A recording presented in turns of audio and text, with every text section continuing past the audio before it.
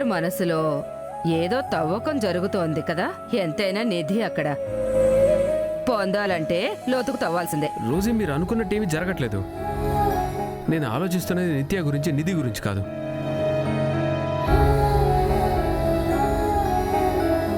ఏంటది? నువ్వెందుకో అప్సెట్ అయినట్టునో, ఏదో జరిగినట్టుంది.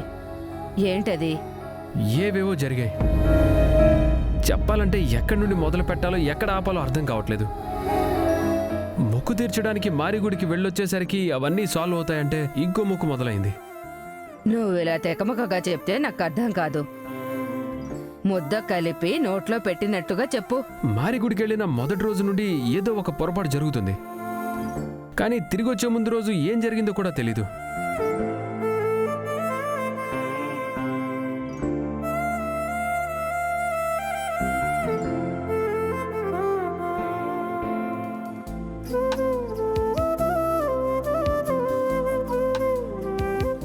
అప్పుడు అసలు ఏమైందన్నదే తెలీదు.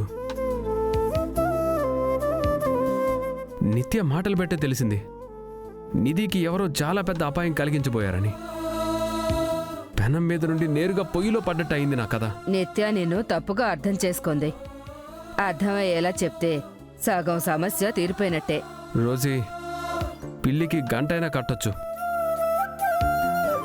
ఇది జరగదు. అయ్యో, జరగదనుకుంటే ఆంజనేయుడు సంజీవుని పర్వతాన్ని ఎత్తేవాడు కాదు. దీన్ని ఎలా సరిచేయాలో ముందు అది ఆలోచించు. సరిచేయాలంటే ఆ రోజు ఏం జరిగిందో అది ప్రూవ్ చేయాలి కదా. కానీ నాకు పండు తిన్నది మాత్రమే గుర్తు. ఆ తర్వాత ఏమైందో కూడా తెలీదు. అలాగా? అందుకే నాకు నిత్యకి మధ్యలో నిధి చిక్కుకొని తంటాలు పడుతోంది. అదే నా బాధ. నిధి ఏవి చిన్నపిల్ల కాదు. తను తన అక్కకి అన్ని అర్థమయ్యేలా చెప్తుంది. అంతేకాకుండా తను ప్రేమించిన వాళ్ళని వదిలిపెట్టదు. సునామీ వచ్చినా నీ చెయ్యి వదలదు. ఏంటి ప్రేమ? చాలు చాలు నీ నాటకం. నిధి కళ్ళల్లో 24 గంటలు నువ్వే కనిపిస్తావు.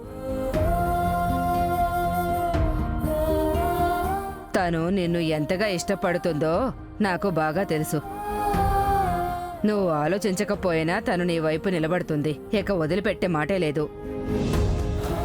అయ్యో రోజీ, అది ఏం కాదు. నువ్వు నా దగ్గర విషయం దాచిపెట్టొద్దు.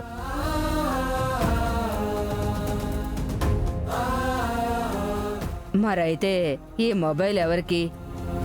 దొంగ నిధికేగా.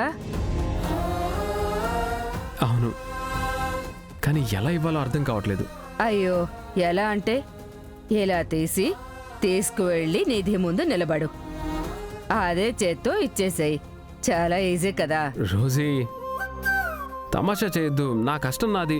ఏం కష్టం? హార్టే ఇచ్చేస్తావంట. ఈ గిఫ్ట్ ఇవ్వలేవా? వెళ్ళు, ముహూర్తం బాగుంది, ఇచ్చేసిరా. వెళ్ళు.